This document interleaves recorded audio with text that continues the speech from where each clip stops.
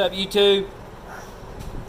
I captured a video that I'm going to put right after this. This is just a little introduction. This is on how to build a standard set of steps. So, standard being like if you go to Lowe's or Home Depot, they've got some steps that are cut.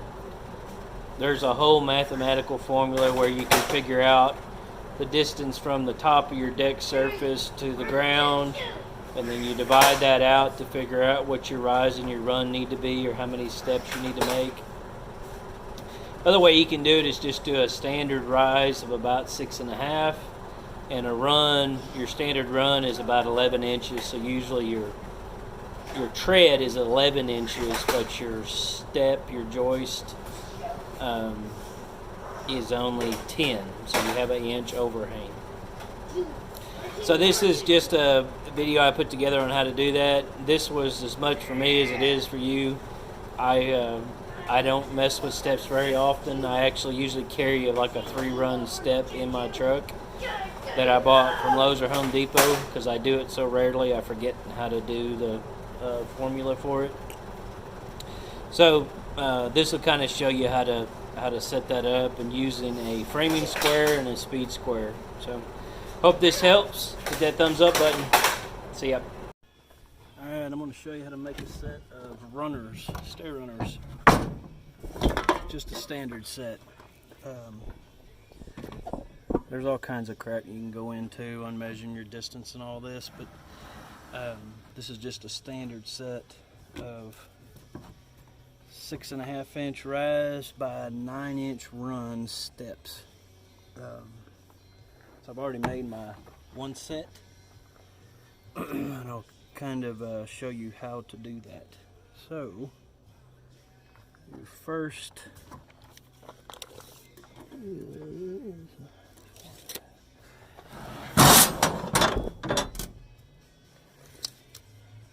we're going to go, you can use a speed angle or a framing square.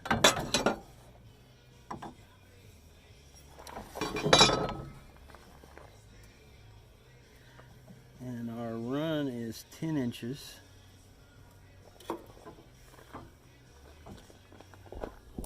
But your top runner is always shorter, because you got to have room for your steps to hit on. So you'll put it at 10. There's your 10 run.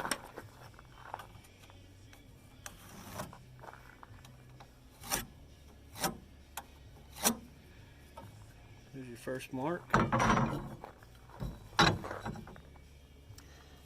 This will be an 8 pitch. So use your commons. Go about 6.5, which is right in there. The next one is a 10.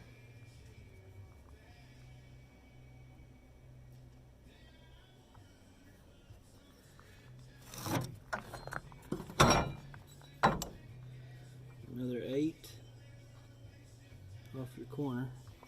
Let me get you over here with me. Go into 6.5.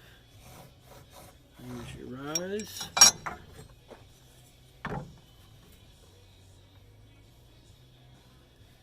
And a 10.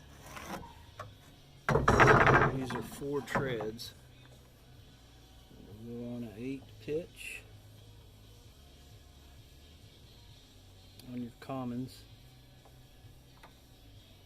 8, 6.5 over there.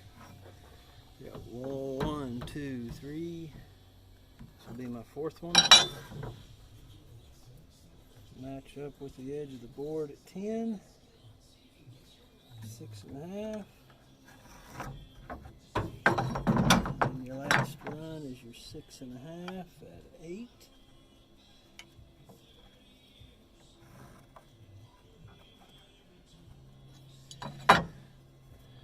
And here,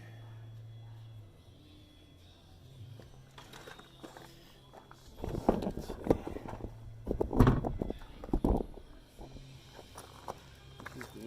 step. And there is your tread. So you're going, let me straighten this out.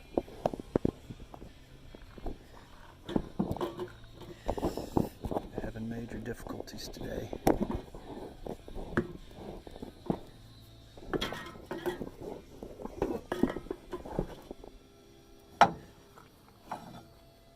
We're just doing a 6.5 at an 8 pitch. 8/12, so it's 8 on your common, on your speed square. So you put it at the 8 on your common run. Measure down 6.5, make a mark. That's your rise. And then your standard run is 10 inches. So you'll just put your framing square at 10 where your 6.5 mark is and line the end of it up with the edge of the board. And there's your run. So rise, run, rise, run. And then up here at the top, you just measure off the corner, and your corner to corner needs to be 10 inches. So you'll make that mark, and then your scab here, this is just a square angle. You use your speed angle or your framing square to make that. You put this here, line it up at 10 inches, mark here and there. This is the part that gets nailed to the frame of the deck. This is your top step, and this is your rise here for your next step. So number 8 on common, and then your run of 10, that squares that off, and that's it.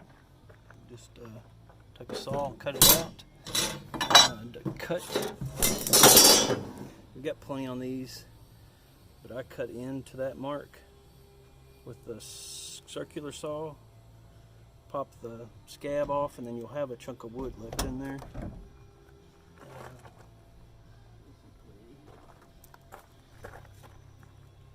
You'll have this.